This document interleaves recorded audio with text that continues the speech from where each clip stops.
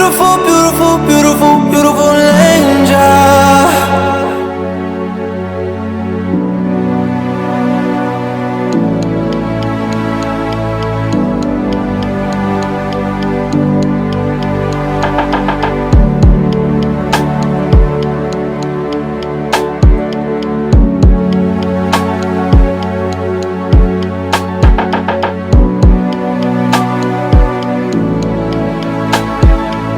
I just had to let you know the way that Gucci look on you amazing, but nothing can compare to when you naked.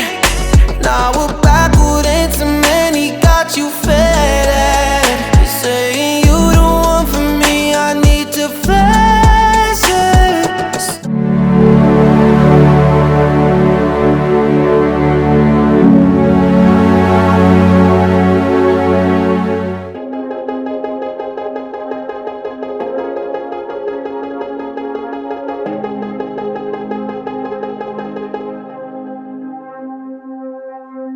Go ahead and bark after dark, fallen star, I'm your one call away.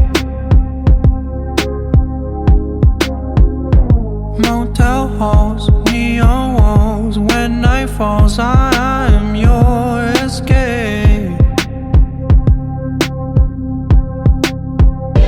When you lay alone, I ache. Something I wanted to feel.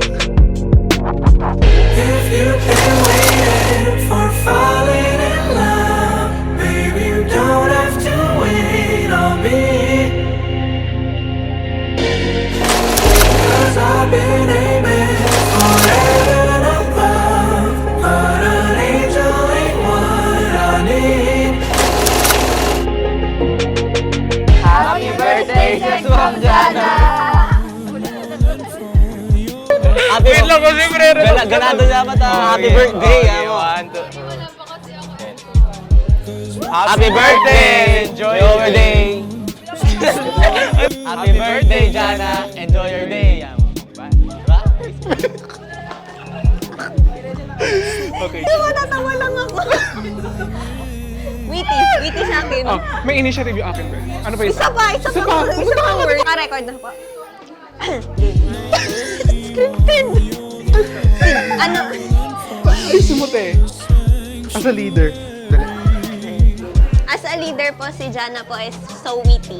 Very witty. Yeah, and actually, nakatrabaho ko rin siya. Siya yung auditor ko before. And meron siyang initiative pagdating sa work. Last word. Birthday na ni Jana. Happy birthday, Jana. We love you. Happy birthday, Jana! Enjoy your day! Jana, I hope na sana matupad po yung mga dreams mo and sana palagi mong tatandaan na nandito kaming mga friends mo para sumuporta sa'yo. Yan lang. Happy birthday!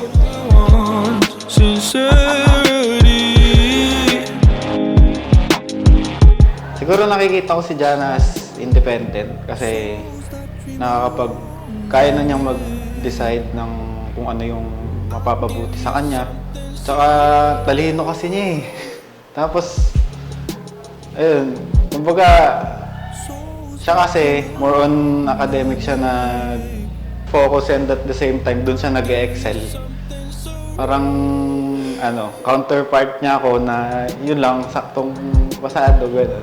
Pero, yun nga, siguro memorable experience ko sa kanya nun yung biglaan kaming, yung kaming dalawa lang mag-uusap. Tapos, aayain ko siya lumabas. Then, yun, mag-drive to lang kami. Tapos yun, yun lang madalas kasi yung bonding namin kasi knowing na yung work ko hindi dito sa Tarlac, madalang na makauwi. Yun, pag umuwi ako, halos ganun lang.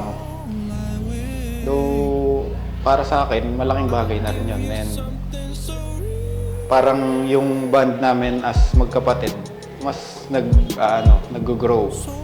Siguro, as kuya niya, matidescribe ko siya as sobrang bait and humble na kapatid. And yun nga, hindi nawawala yung respeto niya sa akin as her kuya.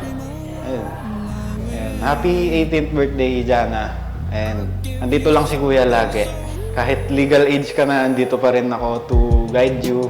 And sana yung bonding natin as magkapatid, mas mag-grow pa and mas maging healthy.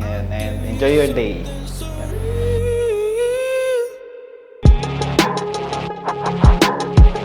Souls that dream alone lie awake. I'll give you something so real. Si Jana, malambing yan, lalo na pag may gusto. As in, sobrang lambing niya. Wala akong masabi sa kanya kasi lahat naman ng mga achievement niya, pinaghirapan niya. Especially nung mga pag-aaral niya.